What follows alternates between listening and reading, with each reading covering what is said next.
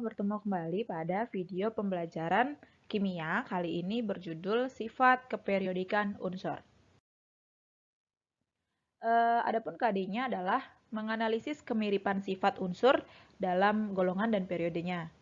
Indikatornya diharapkan kalian mampu menyelidiki keteraturan sifat-sifat periodik tersebut dan diharapkan dengan model pembelajaran discovery learning ini kalian bisa menganalisis kemiripan sifat tersebut dengan tepat. Untuk materi, karena kita tentang sifat keperiodikan unsur, maka kita harus mulai dari artinya, yaitu sifat-sifat yang ada hubungannya dengan letak unsur pada sistem periodik. Kalau ngomongin letak unsur, berarti kita ngomongin dua nih. Kita ngomongin golongan atau kita ngomongin periode. Ternyata sifat-sifat tersebut berubah dan berulang secara periodik sesuai dengan penomoran nomor atom dan konfigurasi elektronnya. Maksudnya periodik itu seperti ada pola, semakin meningkat atau semakin cenderung semakin berkurang. Seperti itu. Kalau saya mau menunjukkan, nih saya punya litium, natrium, kalium, rubidium, cesium yang sama-sama unsur golongan 1. Ternyata mereka sama-sama berada pada bentuk padatan. Sementara kalau saya punya unsur golongan ke-7, Cl, Br, dan I. Ternyata mereka sama-sama bisa berbentuk gas. Di sini kelihatan ya, nih gasnya warna ungu, gasnya warna coklat gitu.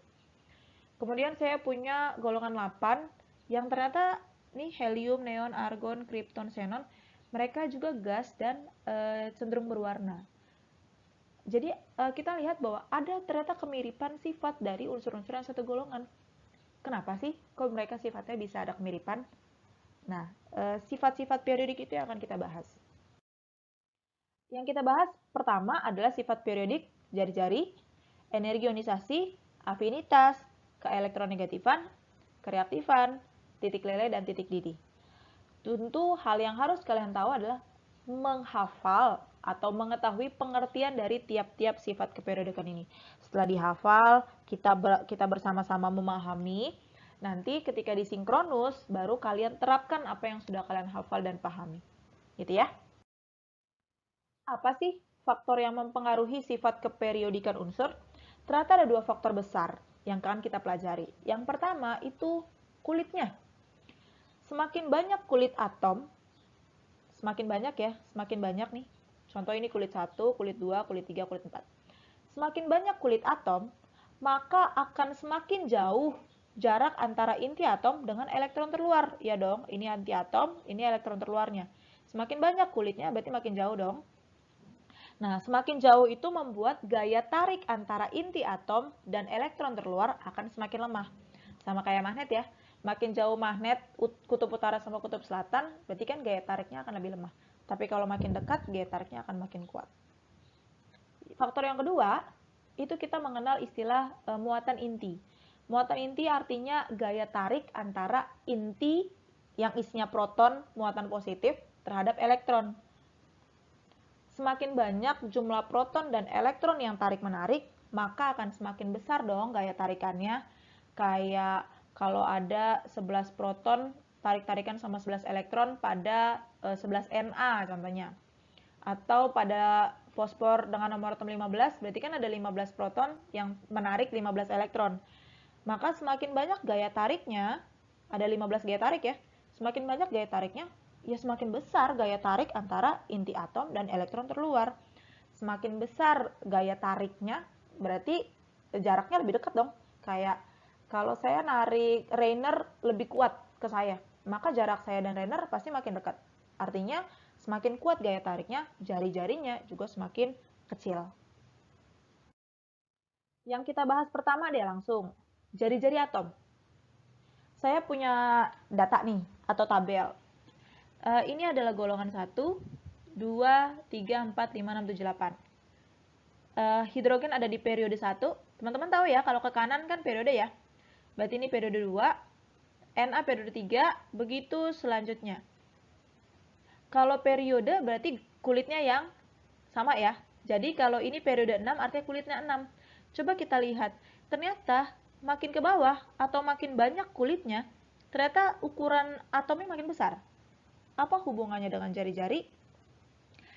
Nah, pengertian jari-jari itu adalah jarak rata-rata antara elektron pada kulit terluar dengan inti atom. Jadi kalau kita ngambil contoh CS adalah inti atomnya di tengah, maka kulit terluarnya, elektron di kulit terluarnya ya ada di paling luar nih.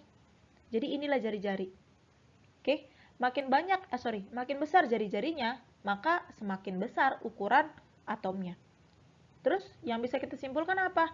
Berarti makin ke bawah, pada satu golongan, makin ke bawah, karena kulitnya makin banyak, maka jari-jarinya juga makin besar. Gitu ya. Sementara kalau tadi kan yang satu golongan, sekarang gimana yang satu periode? Coba kalau kita lihat antara yang simple deh, kelihatan gak nih? Antara LI deh, dari LI sampai ke NE. LI itu nomor atomnya 3, gitu selanjutnya. 4, 5, 6, 7, 8, 9, 10. Semakin ke kanan, ternyata jari-jarinya semakin kecil kan ya? Kenapa ya? Coba kita cek. Kita bandingkan 3Li. 3Li itu kan berarti ada 3 proton dan 3 elektron ya. Sementara kalau Ne ada 10 proton dan 10 elektron. Tengah-tengah deh, saya ambil yang C. Berarti ada 6 proton dan 6 elektron. Nah, ini 10 Ne. Miss, ini kan kulitnya sama ya? Iya, kalau kulitnya sama, berarti kita lihat faktor yang kedua, yaitu muatan inti. Tadi muatan inti adalah gaya tarik antara proton dengan elektron. Sekarang kita cek.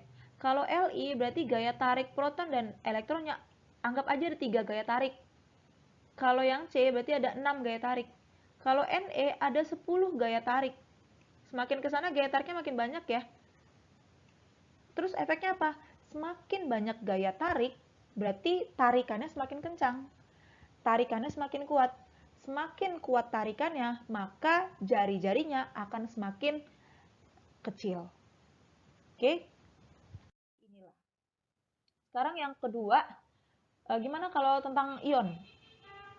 Kalau kita punya 11Na, 11Na+, berarti elektronnya dilepas satu ya dari kulit paling luar ya.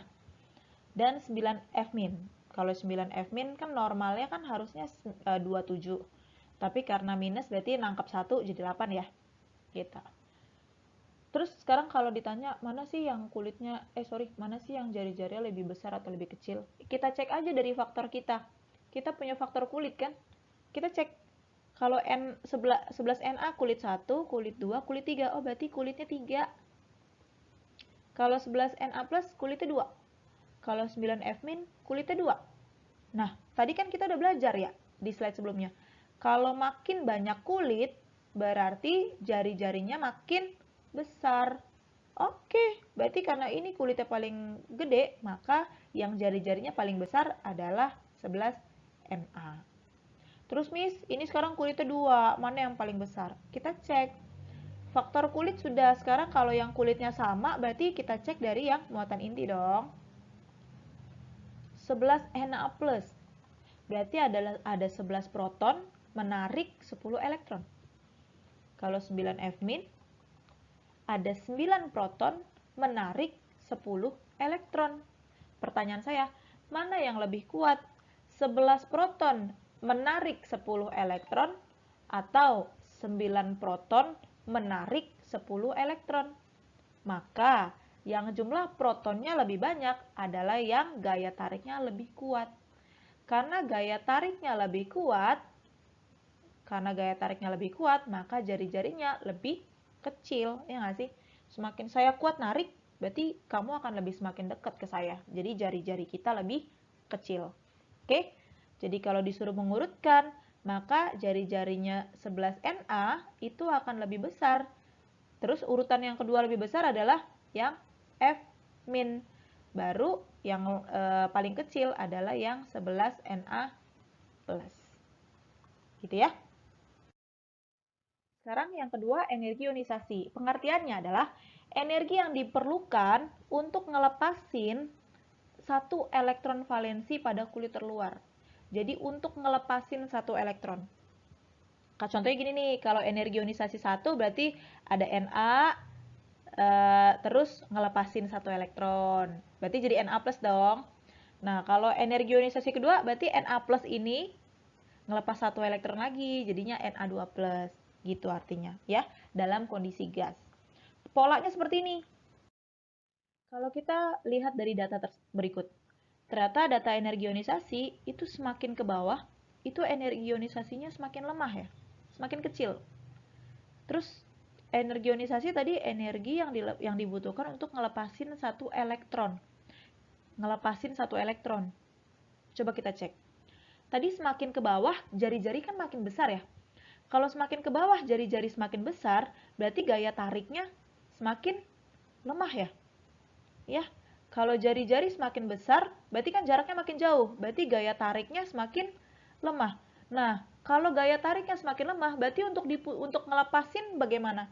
Pasti lebih mudah. Sehingga energi yang dibutuhkan untuk ngelepasin ya lebih sedikit. Orang gampang kok, ya nggak sih? Orang jauh.